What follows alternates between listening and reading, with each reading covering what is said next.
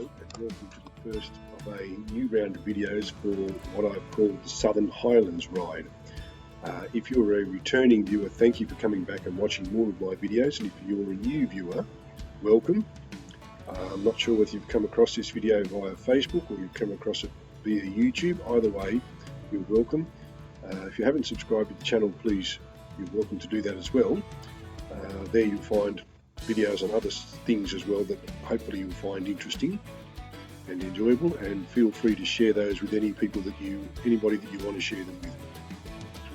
The videos are made for fun and for entertainment purposes. They're not made for commercial purposes. No money's made from them, and I have no commercial arrangements as a result of them. And the first minute or two here, I'm just filling my bike with petrol, and as every motorcyclist will know, once you've filled the bike with petrol, you've got to put your helmet on, put your gloves on, and do all that sort of stuff and get yourself ready to go riding. So I apologise if not much is happening in the first minute or two, but I'll soon be on my way, and I'll be heading towards the Southern Highlands. So in the first part of this video, I'm going to give you, in very short and quick order, a equipment lesson, a geography lesson, and then a history lesson, and then we'll get on and enjoy the scenery. So the equipment lesson is first of all to tell you that my bike is a Kawasaki Vulcan Voyager 1700. If you look on my YouTube channel and the motorcycle vlogs, you'll find a very short video, about 1 minute, that shows you more about the bike, so I don't want to talk any more about that at the moment. The equipment, cameras I use are GoPro cameras. They're ones that are attached to the windscreen with one of those suction cap holder things like you hold a phone and a GPS system with. And I basically turn the camera on, press record, and let it go, and record the audio later.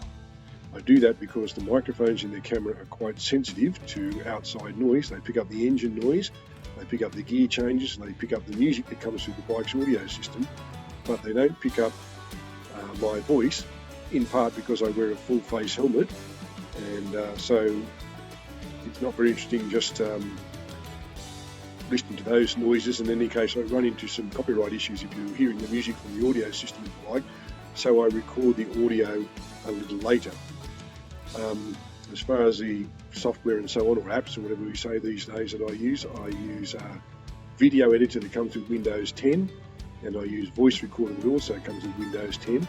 So it's a very unsophisticated system, and it's just, as I said, turn on the camera, press record, let it do its thing, and then I import the video, put the audio on, mix it together, and upload it to YouTube. Your feedback is welcome at any time, and your suggestions are welcome at any time, and if there are comments on the videos, I try to reply to them. So I hope that is satisfactory. So that's the equipment lesson. Now the geography lesson is that the area where I live in is in the city of Goulburn. You can just see me going down the back streets of Goulburn here in what's called in Sloane Street, along parallel to the railway line, heading north out of Goulburn towards the Southern Highlands. The area I live in is called the Southern Tablelands, and Goulburn is the largest city in that area. There are other places like Crookwell, Traralgon, Gunning, and places like that I've shown in some other videos, but the Southern Tablelands, the main centre is Goulburn, and just north of that is the area called the Southern Highlands. In the Southern Highlands there are three main towns.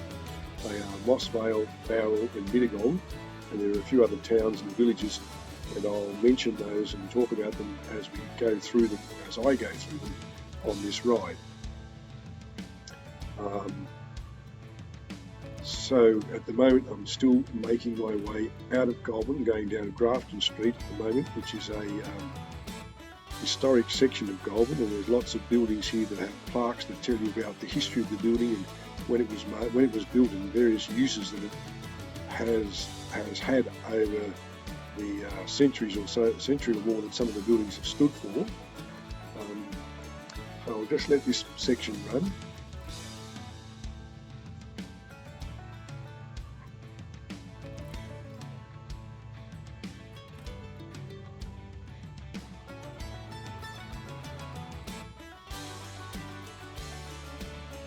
and I'm just coming up to the old St Joseph's Convent. It's St Joseph Primary School, and on the right hand side is the Mary MacKillop Garden.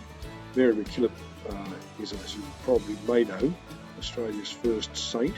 She's also the founder of the Sisters of the Order of St Joseph's, and in the garden there is also recognition of a chap named Tennyson Wood, who helped her with her work.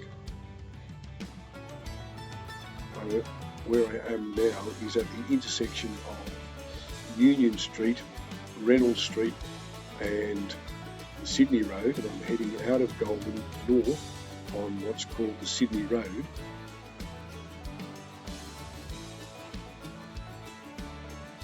North Goulburn School is on Goulburn North School is on the left hand side. And just hung over this bridge, and below this bridge is the running track in the area called Fitzroy Flats.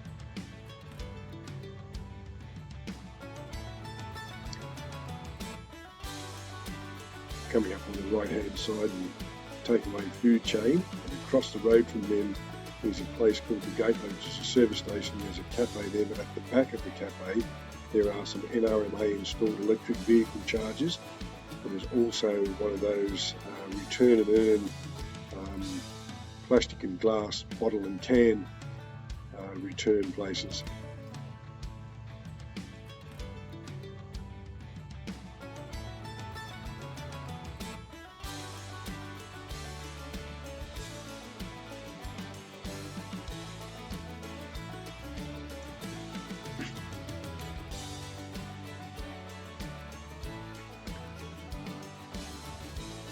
Coming up on the left hand side here is the main Goulburn Cemetery.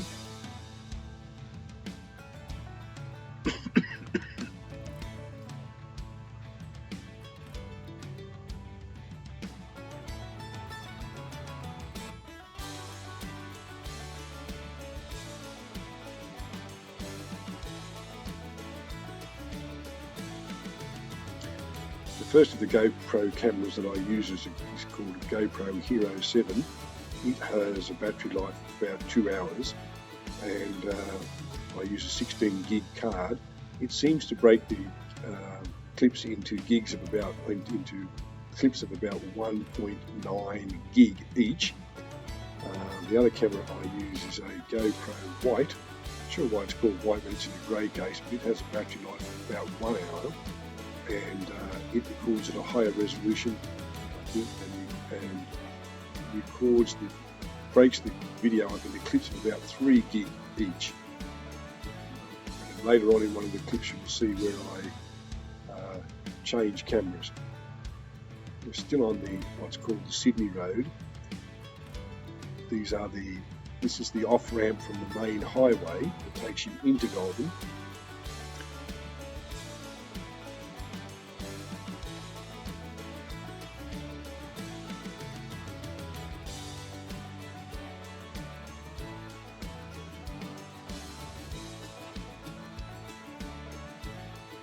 So very shortly now, I'll be merging onto the Hume Highway. Here comes your history lesson.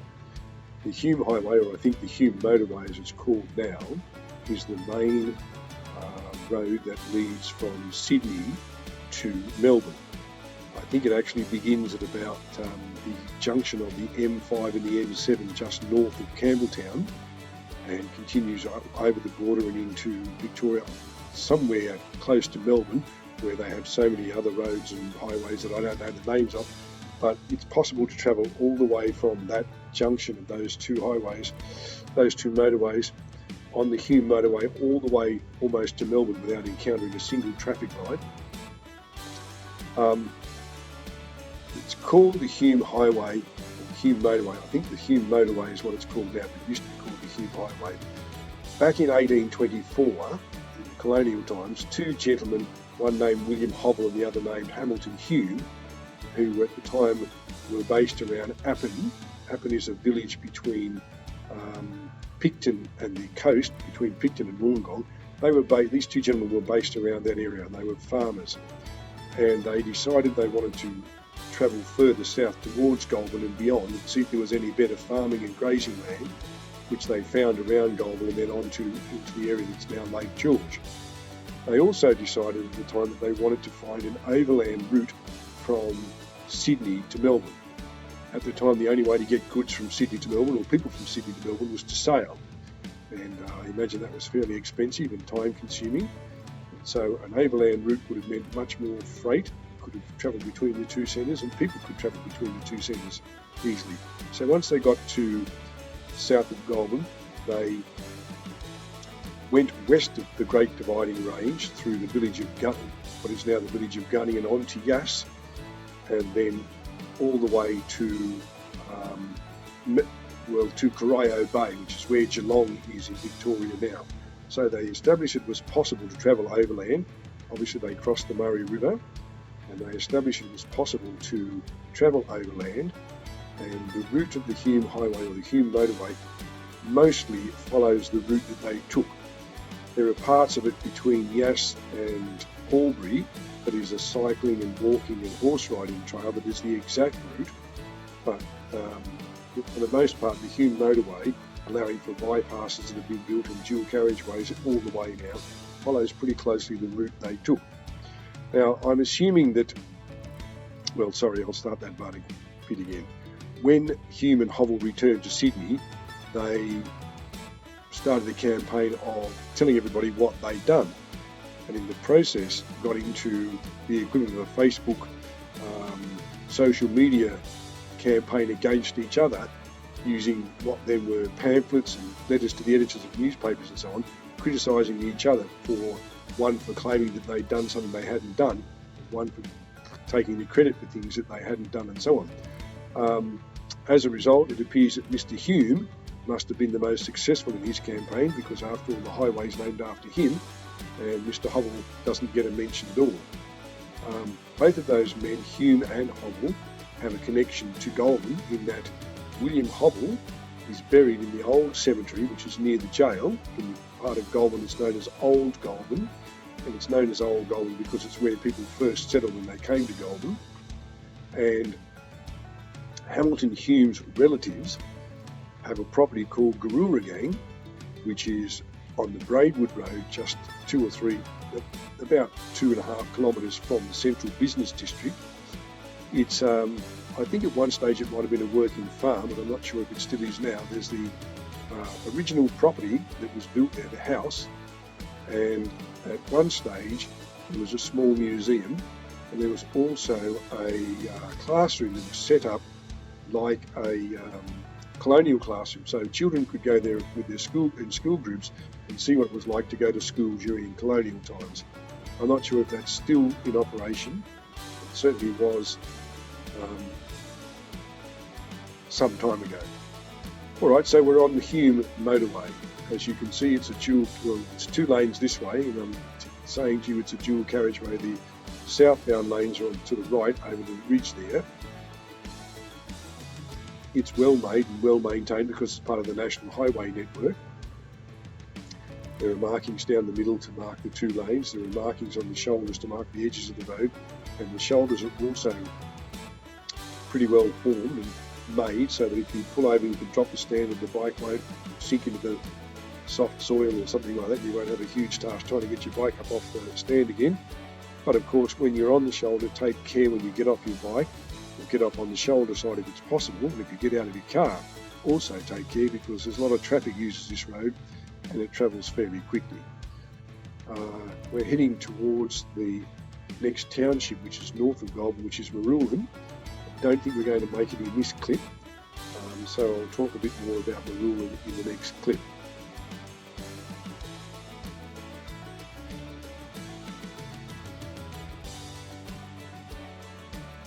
As you can see, there are guardrails where there need to be guardrails, and for the most part the trees are a little bit back from the road, giving you that giving me, as the rider I guess, and other ride passengers, people on the road, the spaciousness feel that I talk about sometimes. Some roads, when the trees are right up close to the edge of the road, or going over the road a bit, it feels a bit closed in. And here I feel that because the trees are back from the road a bit, it's a bit more spacious and it has that feeling of openness about it. The speed limit along this road is 110 kilometres. And if you're watching from overseas, that's the national speed limit in all states and territories of Australia except the Northern Territory. I say that because in the Northern Territory I think it's 135, mainly because there are so few people live in the Northern Territory that once you get on the roads outside the main city, which is Darwin, it is safe to travel at those speeds, so they say.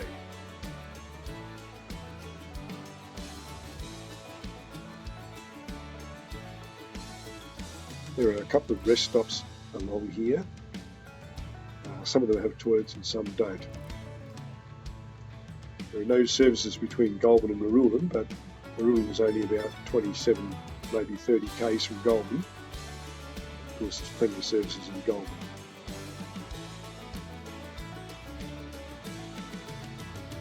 There are a couple of turn-offs off the highway to smaller settlements such as Taurang and Carrick.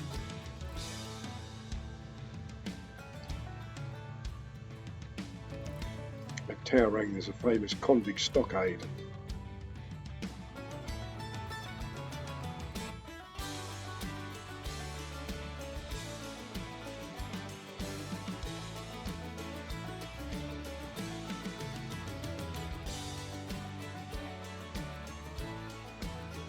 So I'm coming to the end of the first clip, so I'll say thank you to all of you who have watched and listened, and the next clip will take us from Marulan and beyond into the Southern Highlands, and there I'll tell you a bit more about Marulan and then some of the other little villages that I'll be going through. Thank you.